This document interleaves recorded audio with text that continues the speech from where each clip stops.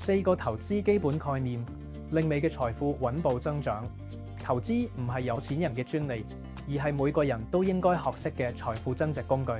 掌握呢4個基本概念，令你嘅投資更穩健、更高效。首先係複利效應，亦即係錢滾錢嘅魔法。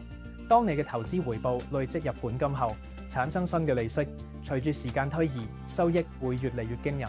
投資越早開始，時間就越能發揮威力，令你嘅財富穩步增長。接住係成本平均法，呢種係降低風險嘅投資策略。透過定期定額投資，無論市場價格高低，長期落嚟可以平均成本，減少市場波動帶嚟嘅影響，令投資更加穩定。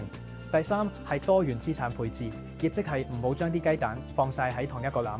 投資唔同類型嘅資產，例如股票、債券、房地產等，可以分散風險，提供整體投資嘅穩定性，令你嘅資產組合更穩陣。最後係風險與回報嘅關係，高回報通常伴隨高風險。投資前一定要根據自己嘅目標、風險承受能力同財務狀況嚟選擇合適嘅策略，揾到最適合自己嘅平衡點。投資冇捷徑，但有方法。